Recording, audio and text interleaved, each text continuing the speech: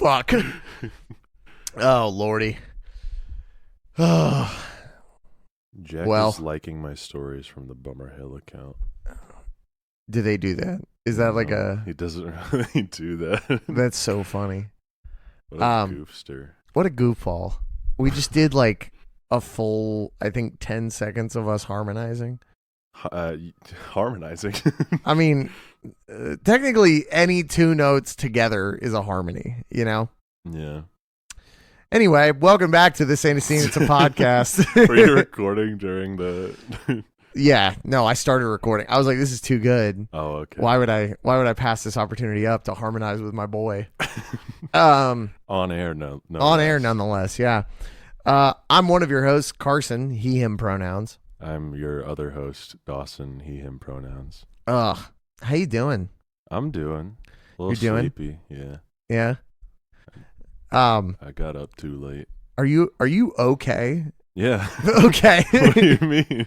Just some things you posted yesterday. I was like, stop recording. Oh, really? I was worried about you, but it just, I mean, to find out it was just that. Yeah, no, it's nothing to worry about. Not a big deal. Okay. I appreciate your worry, but you know. Yeah, I mean, you know, I see something like that, I'm concerned about my friend. Knowing it's that is so funny though. Yeah. Knowing it's that is hilarious. Dude, I fucking go to Europe tomorrow. Yeah, are you okay? Yes and no. For some reason, I'm like trying out a new screaming technique on this tour. I'm screaming from my head voice instead of my chest. Which is something that Andy Sizek taught me how to do. Shout out Andy. Mm-hmm. And like, it's a weird learning curve because I've been screaming one way my entire life. Yeah. And now I'm just being asked to scream this way. And it is much more relaxing and it's like less taxing on your voice. Mm-hmm. It just sounds like so similar that I think it's taxing on my voice. I don't know. Still getting used to it. Still playing around with it. It's really weird. He said to try and sound like Lemon Grab and then like turn that into a scream. That was the way he described it. That's actually which a is really pretty good funny. way to describe it. Yeah, it's a very good way to describe it. So, yeah, it's been weird. I've been running the set like every single day, just like with that new technique, and it's been very strange. Mm-hmm. And if it doesn't work, I'm just going to switch to screaming to my chest voice since that's what I've done for every previous tour I've ever done. But I was just having some trouble switching between screaming and singing because it's hard. Mm-hmm. So, you were having trouble before or with this new technique? Before. Because it is very difficult, like to like constantly be switching between the two. But you know, I will hopefully have it down before this tour ends. So, and luckily we start out in the UK where a lot of people know our music. Mm-hmm. So, yeah. I don't know. I'm really fucking nervous. I'm really, really fucking nervous, dude. Yeah, like, I do not blame you. Yeah, I'm nervous. I don't know. I think I just gotta have this like sexy indifference, you know, where I'm just like, yeah, whatever, we're going. Yeah, it's fine. Yeah, you know. I think I operate on an indifference. You really do. You do operate on like a sexy indifference. Yeah. Yeah. I mean, I don't know if you want me calling you sexy on air. But I don't care. Yeah, I didn't think you would. See, but that's the sexy indifference. That's the sexy indifference is that you don't give a shit. Yeah. I don't give a fuck, man. It's also just my voice is like not great at conveying emotion just with like how low it is. Same with your texts. Yeah, like well, you'll that's text like, me back, and I'm just like, Dawson's mad at me. I don't know. Like, if I was mad at you, then I would just tell you I'm mad at you. I know, bro. I know. But I have all my auto caps and autocorrect turned off on my texts. Oh, for real? Yeah, because sometimes it just corrects to something that I didn't want to say. And then I'm like, well, this is mad annoying. And then I turned it off and I haven't gone back. Maybe I'll turn it off. I don't know. I had a friend who had it like off at all times, and she would just constantly be misspelling. I just misspelled in real life. Wow. She would constantly be misspelling stuff to the point where like I could not understand what certain texts were supposed to mean. See, at that point, you just gotta like get better at typing, because if you're gonna make the decision to not have autocorrect, you need to you need to be accurate about it. Like turning off auto caps was an aesthetic decision for me, but turning off autocorrect was a power move, you know? Oh, I love that. Are you turning it off right now? No. I was looking to see what our label said about our new music video. That's what I was doing. Wow. I know. Is it good? They love it. Yeah, yeah, it's great. Yeah, it's the best thing they've ever seen. Let's go. They've never seen a better music video in their life. Not once in their entire life. Yeah, from they've any never of the seen roster of their artists. Yeah, they hate the rest of their roster. Yeah, it's so crazy. They're gonna legalize nuclear bombs. Have you seen Oppenheimer yet? No, I'm seeing it on Wednesday. That's right. Mm-hmm. I don't think I'm gonna see it until I get back. Because like, what am I gonna do? Like, I'm in Budapest for the first time. Am I gonna go fucking see Oppenheimer in You're gonna Budapest? sit in a dark room for 3 hours while you're in Budapest. Yeah, it would be kind of funny, honestly. It would be pretty funny, or to do it in England. Yeah, like total power move. Just like I have all day to explore London, and I'm just like, fuck this. I'm seeing Oppenheimer, but who knows? I guess I could go tonight. I guess I could go to like a late night. You could. Well, it's 3 hours. If you hadn't bought your tickets yet, you're probably not going to get any good seats. Yeah, that's right. Cinema's back. Cinema's fucking back, everyone. Yeah, cinema is back in a big, big way. Yeah, Barbie and Oppenheimer this past opening weekend was the 4th largest ever opening in the box office. Like ever? Ever. Wow. Yeah. Cinema's back. I feel really bad for Tom Cruise because there is no way he saw this coming, and the new Mission Impossible is taking a hit from it. But if they keep it in theaters for long enough, I feel like it'll have legs. It'll be fine. It'll be fine. He's making part 2 anyway. Like nothing is stopping part 2. him from doing He's that. not making part 2. Part 2's done. Oh yeah. Part He's 2's putting done. out part 2 anyway. Did you see that there were like theories that they're trying to recreate some kind of Barbenheimer scenario with Dune, and that's why Dune got pushed back? No, I saw Dune was getting pushed back because the studios are throwing a bitch fit about the strike. Oh, is it because of the strike? Yeah, because I think there were a bunch of little internet gumshoes that were like, well, what if it's so they can recreate Barbenheimer and do Dune and Claus? They pair it with the next Santa Claus movie. See, the thing with Barbenheimer is that like that was entirely brought about by the people. Yeah, yeah. And like this will be old news by the time this episode comes out in a month. Yeah. But we're in it right now, and we are in it right now. Yeah. It's very phenomenal to see, and I think it'll be very funny to see studios try and recreate it inorganically, and then just have both movies that they try to put out flop. Yeah, that would suck. That would be, well, depending on the movies. Dunk Part 1 did all right? Oh, it did phenomenally. Yeah. For as fucking for an art house inaccessible as inaccessible movie, as a movie as that is, like it did fucking excellent. So like I'm anticipating Dune 2 is gonna like do even better. Do well. Yeah. Especially because this one is gonna be like way more action packed. Compared to the first one. Some parts of it will be. Yeah. It's kind of got a bummer ending, but yeah. Well, yeah, sure. It's Dune. There's also a time skip too. Yeah. Like close to the beginning too. Like there's a time skip. So we'll see. We'll see.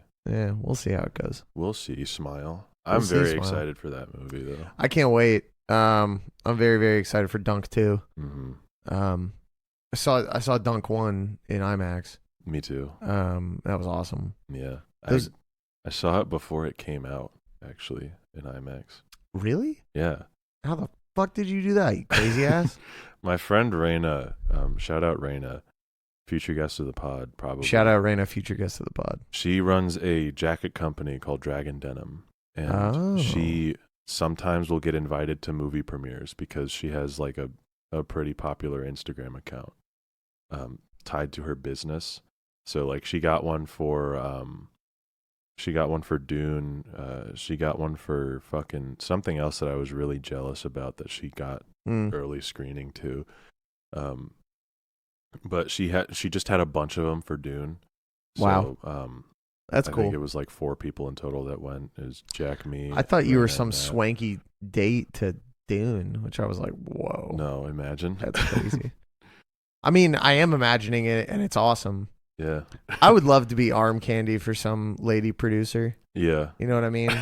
Trophy husband. I would love to just have a girl boss wife that like, dude, yeah, makes all the money, and I show up to premieres looking like a fucking dickhead. Constant fantasy of mine, dude. Like showing up in Adidas shorts, like just like, what's up? Let's Showing watch up in that tracksuit. Let's watch Indiana Jones 9. Let's do this. Like, you know, it's like, what the fuck is popping? I'm in the tabloids. Like, fucking. Oh, dude, yeah. This big producer's husband dresses like shit. Did not put in any effort for his appearance for this premiere.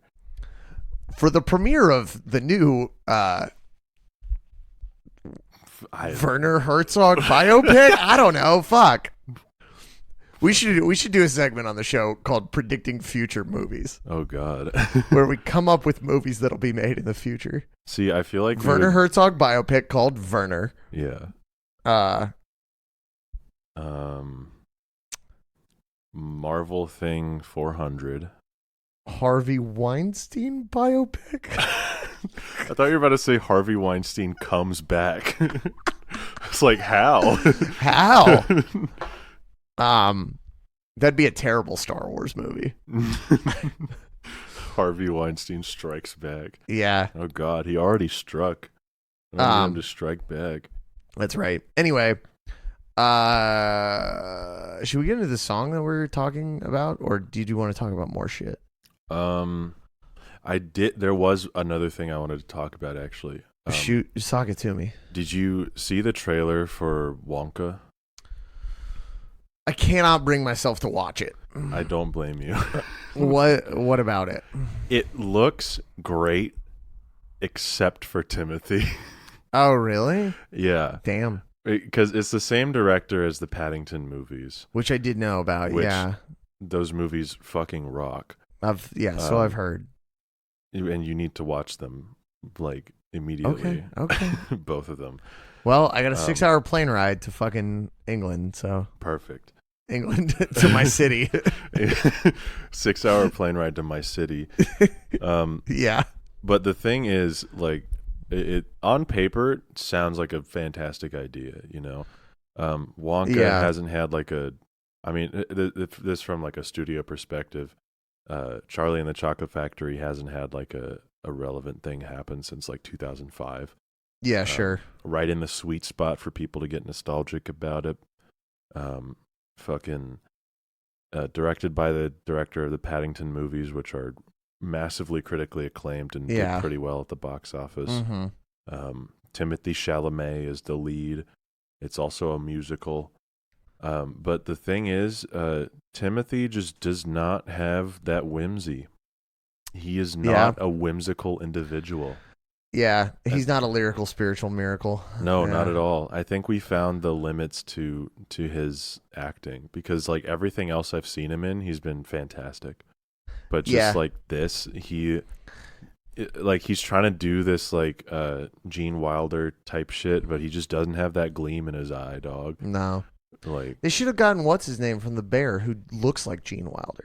Oh, that fucking guy. That fucking dude. I don't know if he would have any whimsy either. Like he looks like he could potentially have whimsy.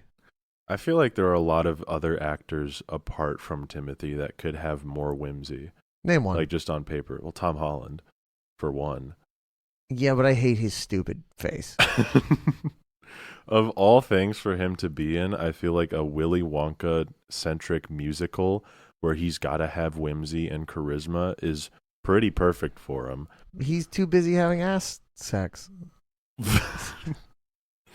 He needs a better fucking agent, dude. Yeah, dude. I heard that show was ass. I heard it's really bad. Sex. I heard it's really bad.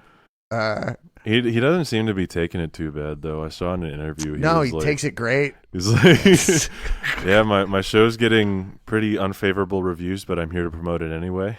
I was like, damn. I think that he needs to just like retool his career to be whatever he wants. He can. I think he's trying to. I mean, just look at what fucking Luke Skywalker did. Look at what Mark Hamill did. Yeah. Bro has been playing the Joker for 97 years. In everything. Yeah.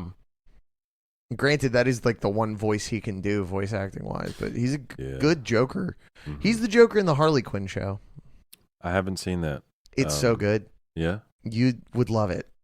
Hell it's like I want to say a couple Family Guy writers and a couple of Venture Bros people, and they just came together and they made this wonderful little Harley Quinn show. Wow. I love it. It's great. I thought you were talking about the Batman and Harley Quinn movie for a second, which I heard was horrible. Oh no, I haven't watched that. The animated one. Mm-hmm. Oh, I'd rather die. Yeah, I think my brother watched that one and said it was dog ass. Well, their romance in the comics like kind of works because it's been built up over so much time. Like Batman and Harley, it's like, all right, this is kind of making sense. This is like not awful, but like it's still not my favorite pairing in the world. I don't even know if that's a romance movie. Like I just know that it was. Oh, do they like fight terrible. crime together or something? Well, at one point in the comics, they get together. A lot of shit happens in the comics. A lot of shit happens in the comics. You're right. Name who's another actor with whimsy? Because I don't want to see Tom Holland as Willy Wonka. Another whimsical actor.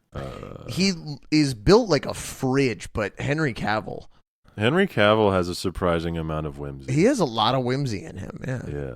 I don't think he would be right for the role simply because you kind of have to be a twink to play Willy Wonka. You do have to be a little bit of a twink, yeah. A little bit of a boy twink, yeah. And Henry Cavill is almost the opposite of a twink. He's like the hugest man on Earth, maybe. Scientists are still coming back with that. Yeah. He's also maybe not young enough to do, because it's a prequel, isn't it? Yeah. He's not young enough. How does he find the Oompa Loompas? Oh, which is already explained. Yeah, that's right. In the both of the movies. Both of them, yeah. Let's see. Fucking. What do you think of the remake, the Johnny Depp one? It's all right. Yeah, I think it's fun. Yeah, it's not the Gene Wilder one. Yeah. Which, I mean, nothing is. So nothing is, and that movie's like legitimately very, very funny. Mm-hmm. It's hilarious. Another actor with whimsy. They're also both too old, but Simon Pegg and Martin Freeman both have a lot of whimsy in them. I would love a Simon Pegg Wonka. Yeah, honestly. That would be so much fun. That would be a blast, yeah. I would love a Simon Pegg Wonka. Yeah. Yeah, I mean, Chalamet's like so great for what he does. Mm-hmm. Did you see Bones and All? No, I haven't yet. It's pretty good. I liked it a lot. But I like that filmmaker a lot. I like Luca Guadagnino quite a bit. Yeah, that guy. Yeah. He's cool. He's compelling. Yeah, I can't really think of anybody who'd be better suited. But like maybe that motherfucker from The Bear. What's his name? Paul something? I have no idea. I haven't seen The Bear. Ooh, Paul Dano. Oh, look at that. Look at what I just did right there. Look at what I just did right there.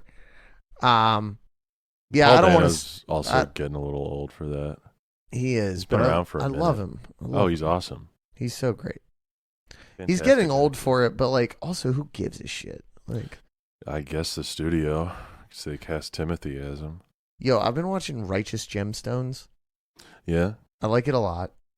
But I also love Danny McBride. I'm like kind of a sucker for anything that guy does. Mm-hmm. I like it a lot. But they flash back to like the 80s a little too much. And instead of using a different actor for John Goodman, they digitally de-age 70-year-old John Goodman. Ooh. And he looks like he looks like he's made of plastic as he's digitally de-aged. Oh God. Not to the point where it like takes me out of it, but I see it and I'm just like, bro is not supposed to look that way, like at all.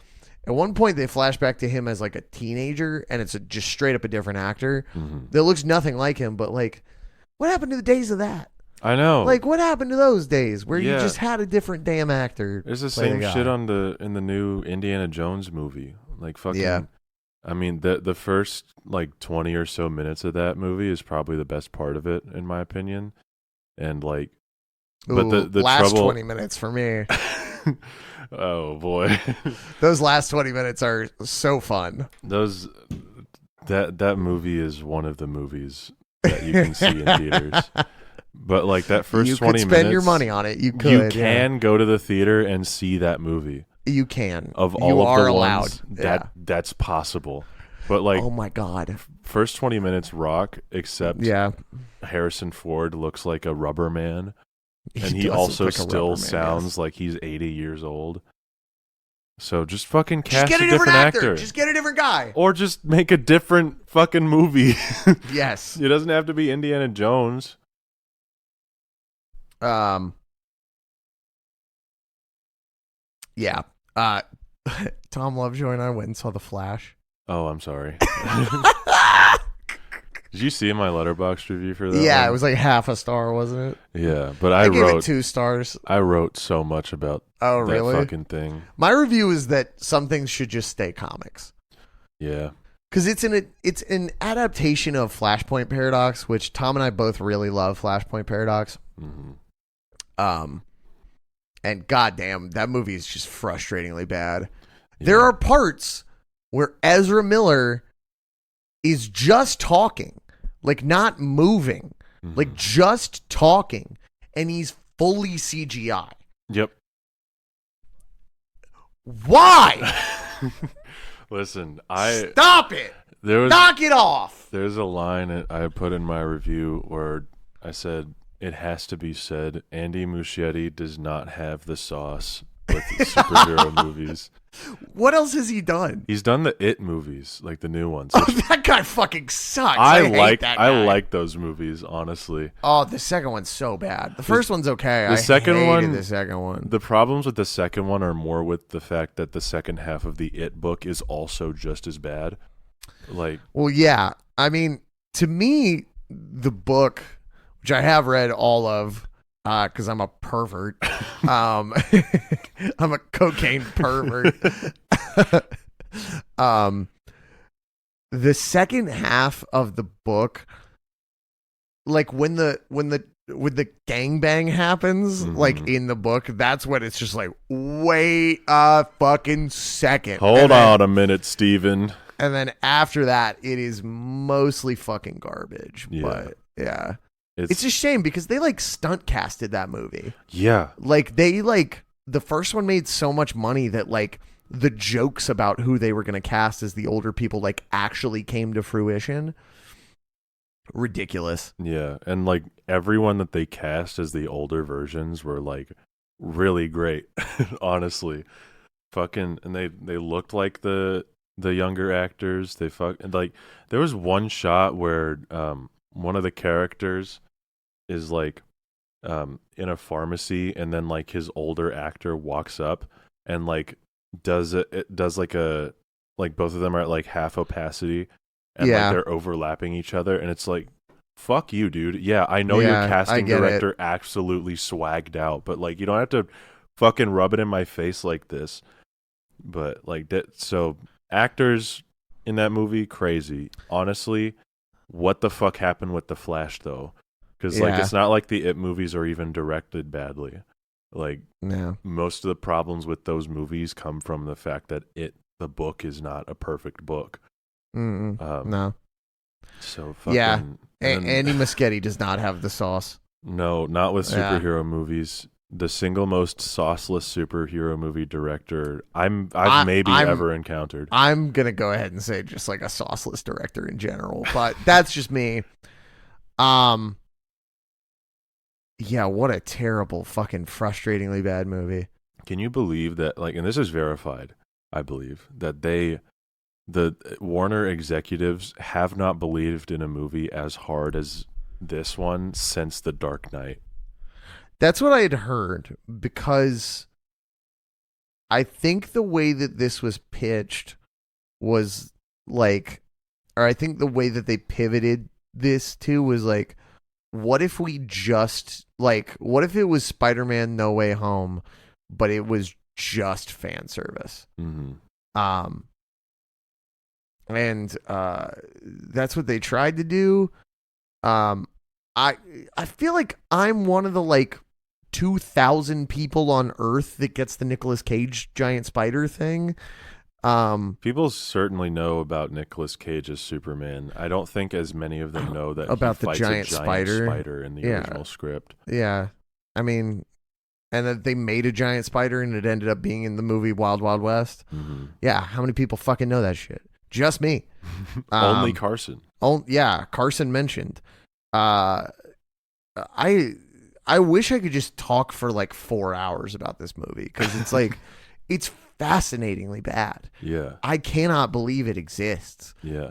And like the worst part of it is like I kind of want to watch it again just so I can re-experience like the befuddlement that I had at first watch. I never want to even look at this movie again. Oh, it's horrible to look at. It's like when the multiverses were like colliding with each other, Tom and I were laughing so hard. Like, and I think it was just like pure like it was like Stockholm syndrome. Like we were watching it happen, we were like like we were like, we could not believe that we had stuck with this fucking movie. Yeah. Which is crazy. But yeah. It's I've never give movies ones like ever. I think Did you give it 1 or half a star? A 1 out of 10. Which is like Which is a half a 1 out star, of 10 yeah. and a half star are the same thing in my book. Yeah. But like just fucking unbelievably terrible. Like I was expecting it not to be good, and then it still managed to disappoint me. Yeah. Yeah. Which is so crazy. It is so silly. It is so silly. I hope the bombing of this movie, because it's set to be one of the biggest, if not the biggest, box office bombs in history. Yeah. I hope that it's an enormous flop. Motivates James Gunn to take Andy off of the Batman movie in the DCU, which is George Clooney going to be Batman again? I have no fucking idea. I would like for him to be. I don't think so. Spoilers, everybody. Oh yeah, spoilers for this dog ass, terrible fucking dog shit movie that you shouldn't watch anyway, because it's one of the most cynical, soulless products I've ever seen with my 2 eyes. You know, time isn't linear. Shut the fuck up. Okay, all right. This week we did a song called Sophomore Slump, or Comeback of the Year. And here's a snippet of it. And it's over.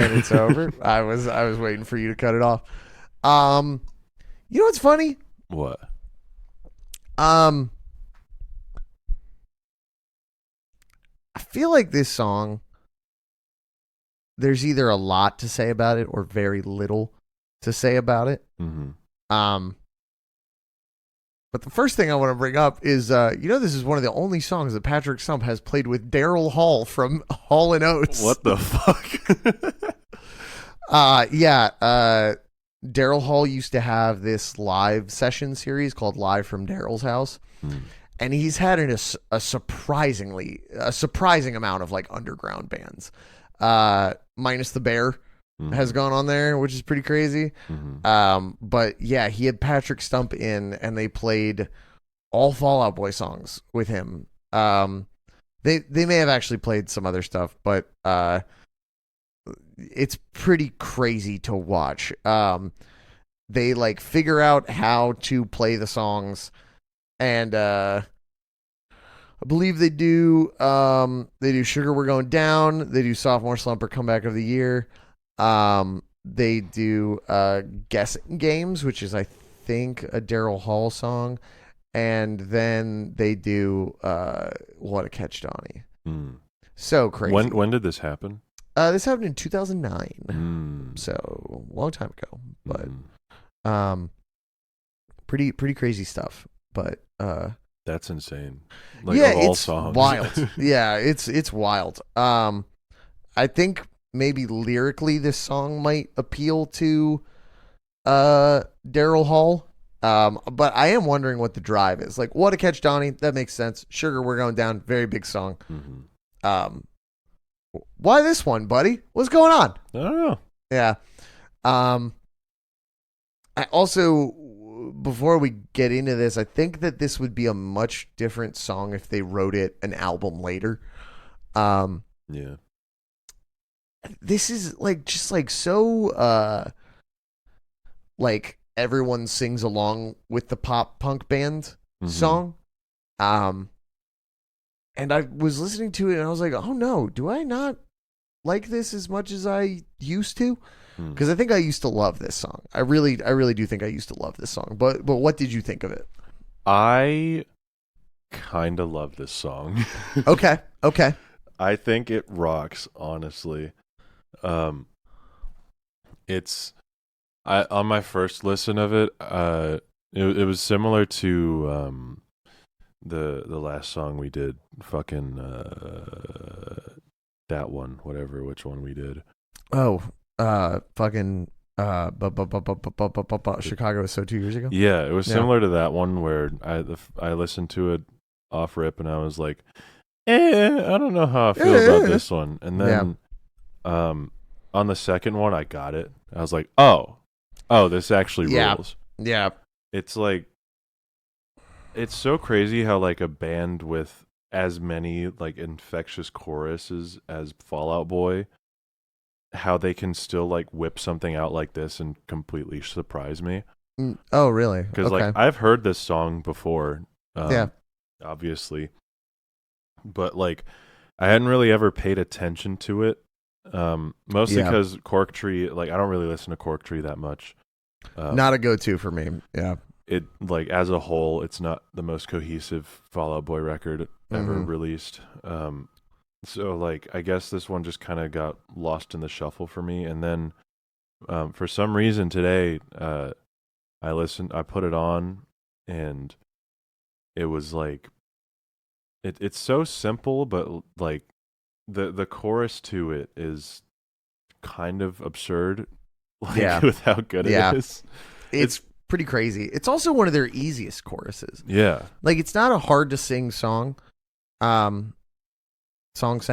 And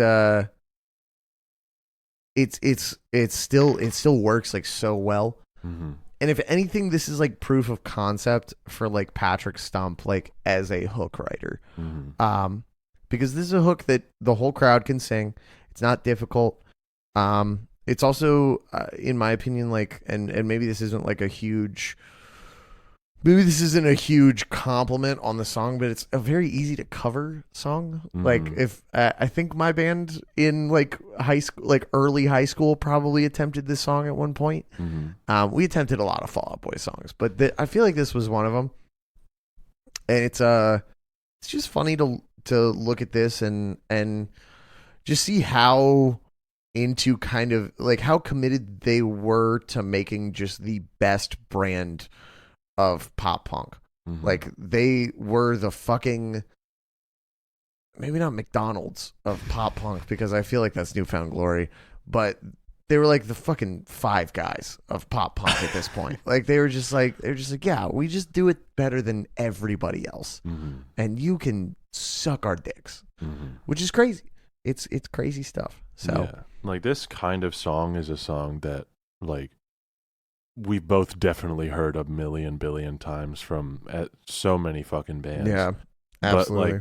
But like, it's like this isn't a perfect comparison, but it's like it's similar. It's like watching Citizen Kane and then like initially getting bored by it, but then realizing that Citizen Kane was the first one to do so much shit that everybody else copied immediately. Like that's not an exact comparison, but it's like it's just an example of like a genre thing done so well that it doesn't matter that it might be derivative in your eyes. No, and we're definitely like still seeing the influence like years and years later down from specifically this song. I mean, like, I'll be real. There are not a whole lot of bands that can write a Sugar We're Going Down. There are so many bands that can write this song. Yeah. And that's not necessarily a knock on it. It's just like this song created 500 bands. Including the one that the guest vocalist is our guest vocalist on this song, William Beckett from the Academy is, who we've talked about before because he's on What a Catch Donnie. This is what his fucking band sounds like. Like, this is exactly what his band sounds like in my head. Like, obviously they have some stuff that is different, but like when I think of this band, I'm like, oh yeah, they sound like that one Fall Out Boy song that he's on. Yeah. So, it's just a cornerstone of the genre, man. Like the palm muted guitars, if you take those away, it would not be a pop punk song, but you just add them in there and it's like, this is the formula, you know? And it's not like we're not saying that this is the first pop punk song to ever do it. No, absolutely not. It came from Fall Out Boy, and it just distilled all of these pop punk genre tropes into one song and did it really well. Which the fact that this album and by extension this song was so popular definitely set off the career of a bunch of people. Definitely, for sure. I mean, like, when you look at the bands that were being signed at this time, it's kind of crazy. Yeah. I don't have any examples, but you can just trust look me. At Fueled by Ramen's catalog. Yeah, just look at Fueled by Ramen's catalog, and every fucking band sounded like this song. Yeah. Which that's kind of what this song is about. Yeah. Which is pretty funny. They do something that I love that they don't do often enough. Whenever Fall Out Boy does this, I get very happy as they begin the song with the chorus. They do it on Uma Thurman, but wow, what a song! Oh boy, yeah, yeah. This song has is just all the way I read it is it's just all about them figuring out how to be the most marketable band on earth. And it's kind of mid-tempo. It's not really a rocker, but I don't know, man. There's something about it. Regardless. There's something about it, man. There's something about it. But there is this element of of course I love it because this is something that I used to listen to in the back of my parents' car, you know, but there's also that element of has this aged as well as I want it to? And not necessarily I'm blinded by nostalgia type thing, but it just makes me think about all of the bands that aped this after this. And you know, as we've talked about before, I don't think Pete or Patrick are ever following a trend. They're always starting one. I think the question that needs to be asked specifically with this song is it a good thing that they started it?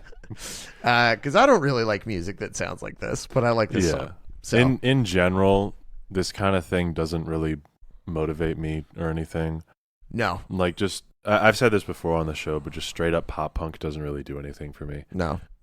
It's usually got to be mixed in with something else to have an effect on me.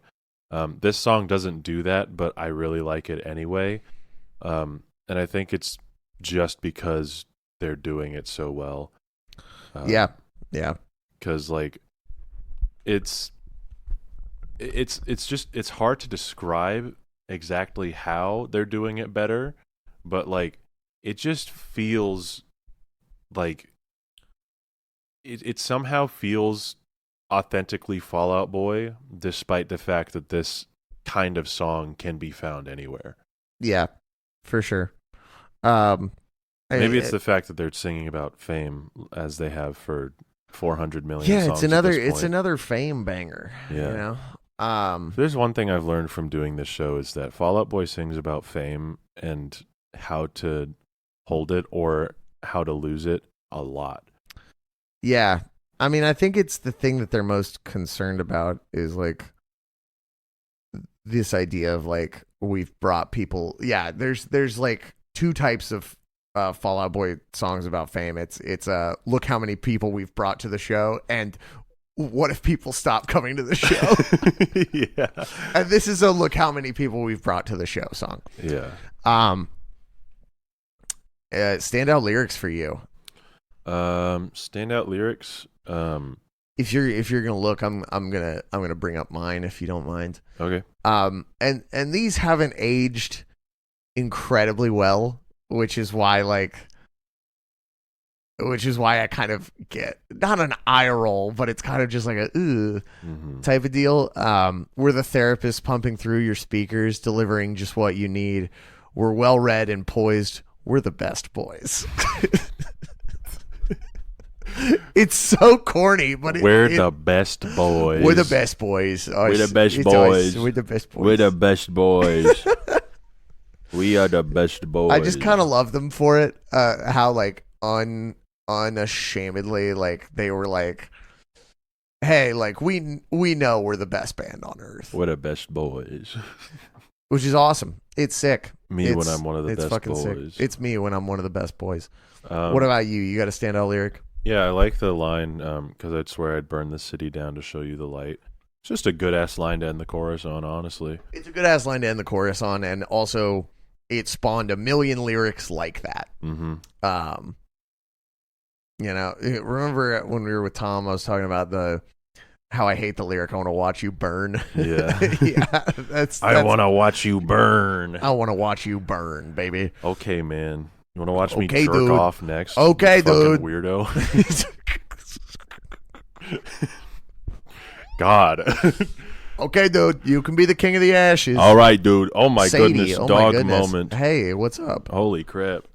Hello. Hey, you're fine. You're fine. It's not like we're live or anything. We're not. Doggy. Ladies and gentlemen, my mom. You picked up really well on the mic, actually. Sadie, do you have anything to say? Huh?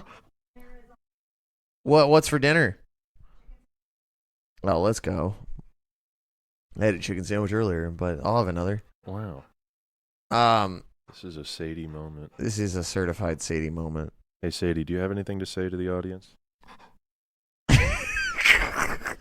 Wow, very intelligent. Good stuff, Sadie. Thank you. What else you got? What were we talking about? Standout lyrics. Nope. There's a couple that haven't aged super well. Yeah, there's kind of a sort of slur in the start of the second verse. I don't know if it is a slur, which is why I'm not going to say it. Well, let's click the genius annotation. Okay.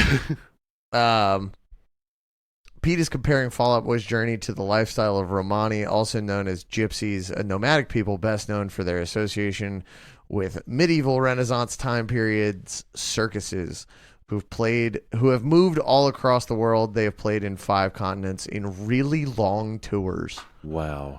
What do you think they're hitting? Like C markets, D markets? I don't know what that means. Like, I mean, I don't know.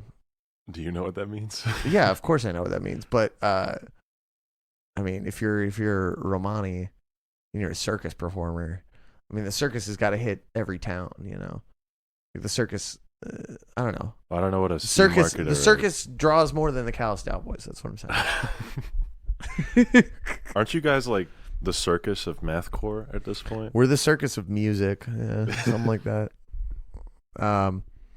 We have a circus on our first album. Yeah, it's on the cover. Yeah.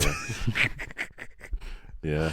I still think it's very funny that Jeff from Sunflower like almost got sued over that photo because it was similar to a guy he knew's photo of the same circus.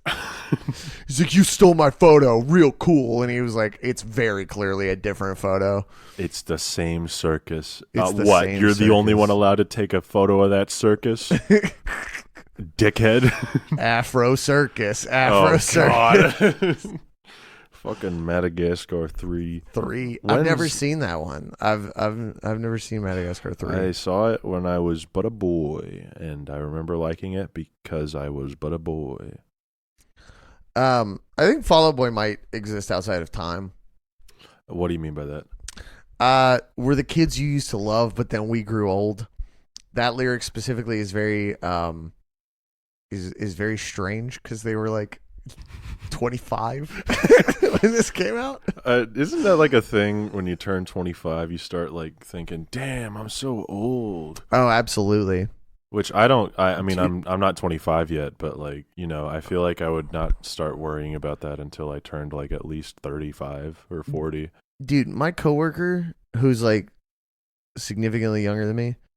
Not that you're old if you're 35 or 40. Yeah, you are, but shout out all my 35 and 40-year-olds. Tom Lovejoy is 33, so yeah, he's not old yet. He's Caroline getting there, Polachek is like 38, something like that. 38 or something like that. And she is an angel. She's awesome. That's a tall broad right there. You can't call women broads on our channel. I can as a joke. It's fine. Carson doesn't actually think women are broads. Let's clear that no up. No one thinks I do. It's fine. You never know. I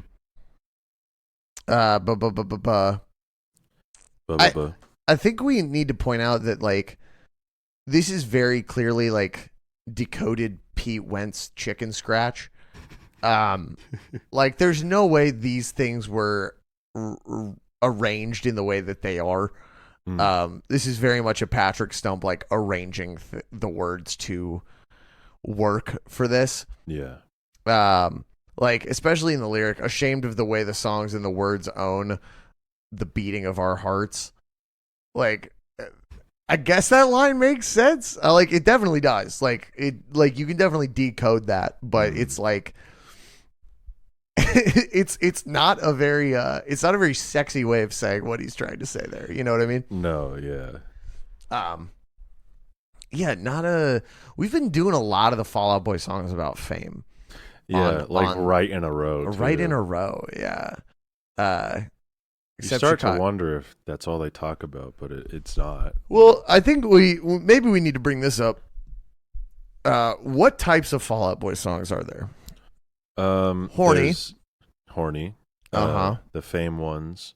Fame 1 and Fame 2, which is look how many people we bring to shows, and oh no, what if people stop coming to shows? Oh god, oh fuck, what if you stop coming to the show? Goddamn, I love Chicago. Yeah.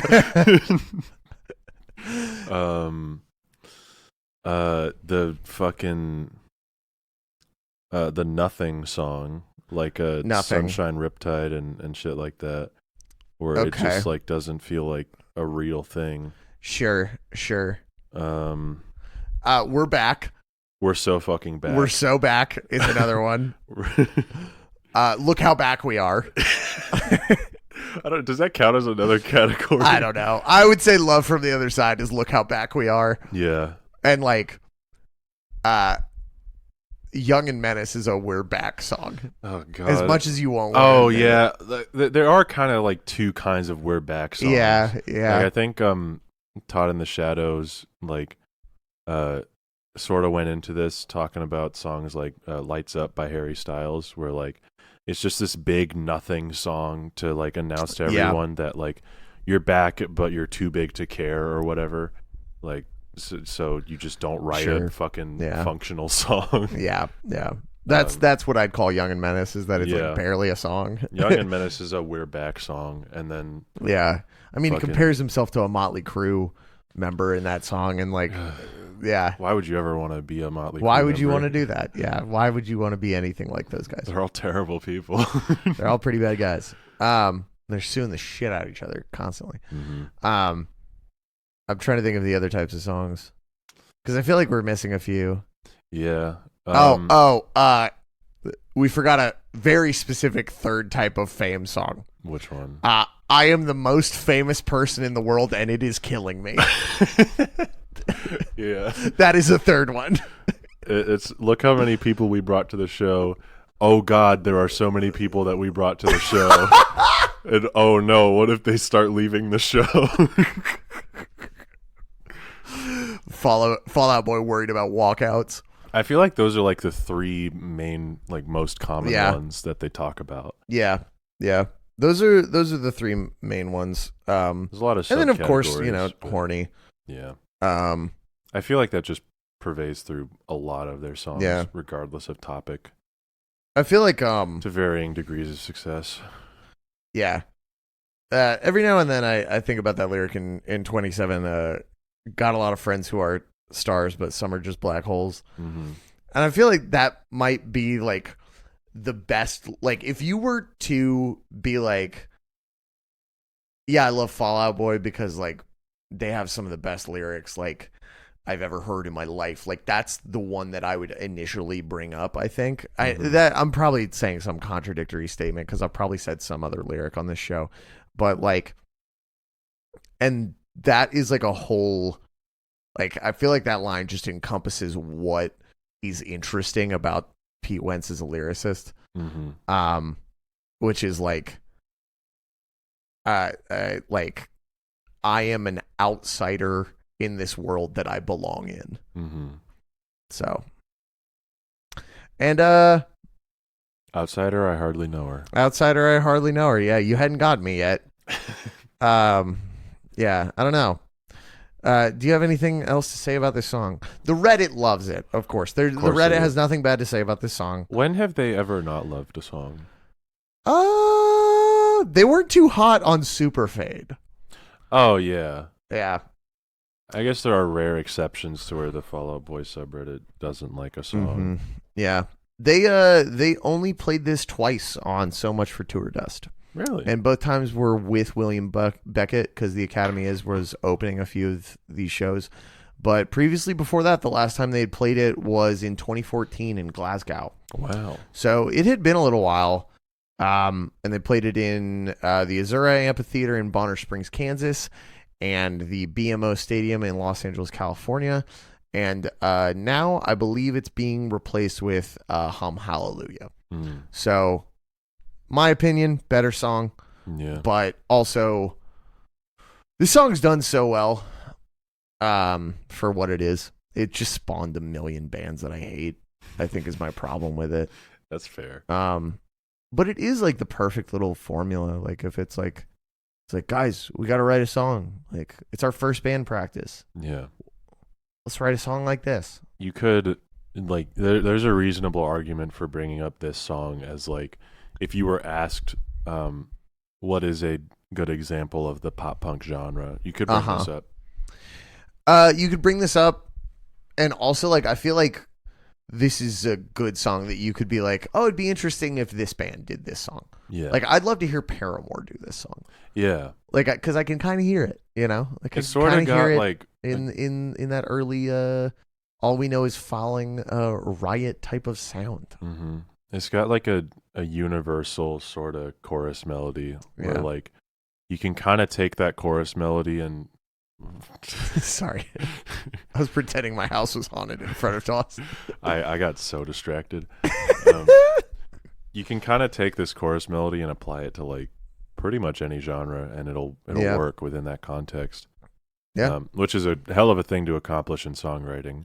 Yeah, it's very impressive stuff. Yeah, this would be a perfect slot into a Blink-182 album, probably. I don't know. I haven't listened to Blink-182. See that one is that's funny. Yeah, much to Dom Maduri's chagrin. Yeah, that boy's been telling me to listen to Blink-182 for a hot minute. Yeah, you'd like some of their stuff. You'd like Take Off Your Pants. You'd like Untitled. You'd like Neighborhoods. I'm gonna listen to them at some point. I just like keep forgetting. Yeah. And then by the time I remember, I'm like, what if I listen to this other thing I've heard a million times before? Yeah, no, that's how I am. Yeah. I was like that with the new Johnny Booth album. I was like just putting it off, even though they're our friends. I was like, oh, but I want to listen to the Bring Me the Horizon Glassjaw song for the 95th fucking time. And then I put on fucking the new Johnny Booth album, and it's amazing. It's incredible. It's so good. I don't know how they did it. You boys are causing some ruckus. How did you do it? I haven't listened to it. Fall Out Boy plays West Palm Beach tonight, and our friend Jason, aka the Snoo, is going. Just reported that he saw some Dowboys merch there. So let's fucking go. Keep it up, folks. Keep it up. Keep it up. Keep it up. Keep it up. You want to rate this thing? I actually wanted to comment on the bridge. Ooh. Or the best part of Believe is a lie. I really like the instrumentation on that part. Yes. It's so different from the rest of the song, and like the chord progression in there is like it's so like minor and seemingly like sort of depressing sounding, but in the context of this song it's very bright for some reason. Yeah. It's very interesting. This whole song's kind of interesting. It's in an interesting like mode or something like that. That is it's very like show tuney almost. Yeah, kind of. Just the ba da do do do do da da da da ba da do do. Like it's very funny. It's very whimsical. Yeah. It's the opposite of Timothy Chalamet. Yeah. It's got some Simon Pegg to it. Yeah. I love the bridge. I think William Beckett like fits on it so perfectly too. Mm-hmm. I just like him as a featured artist more than I like him as a lead singer, maybe. Yeah. Which sucks. I hope he like never that. hears that ever in his life. I hope he never hears me say that. Mm. But yeah, I don't know. There's some artists that are just like that, where they swag out on other people's songs, and then like their songs are ass. Like definitely, yeah. Fucking, I just had one. But I fucking forgot. That's awesome. 21 Savage. For a while, yeah. Yeah. He was kind of like that. I remember rock star era.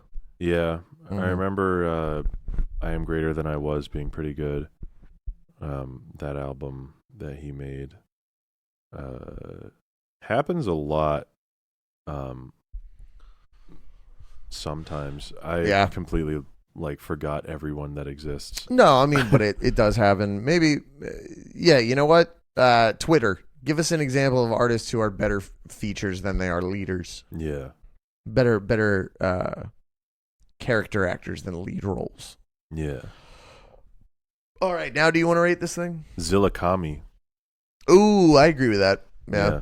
Great on Vengeance by Denzel Amazing Curry. on Vengeance. Heard his album was terrible. His City Morgue stuff is cool. I like the City Morgue stuff, yeah. I also don't want him to hurt me, so I'll say nice things about Zillakami. He's got a very intimidating rap voice. He does. It's very rah, I'm gonna get you. I'm Zillakami. I'm gonna get you. Legalize nuclear bombs. Legalize nuclear bombs. He doesn't sound like that. No, he doesn't. He's gonna kill me. I'm gonna get murdered by Zillakami. No, fuck, dude. Oh no, hell nah, bro. Fuck. Hell nah, bro. Okay, we can rate it now. Okay, cool. I'm gonna give this thing a 7 out of 10. I'm gonna give it 8 out of 10. Smile. Wow. Yeah. Wow, look at that. Yeah. I was not expecting an 8 from you. I like it. It's fun. I think it's good. It's not one I skip. That's for sure. Yep. Definitely not one I skip.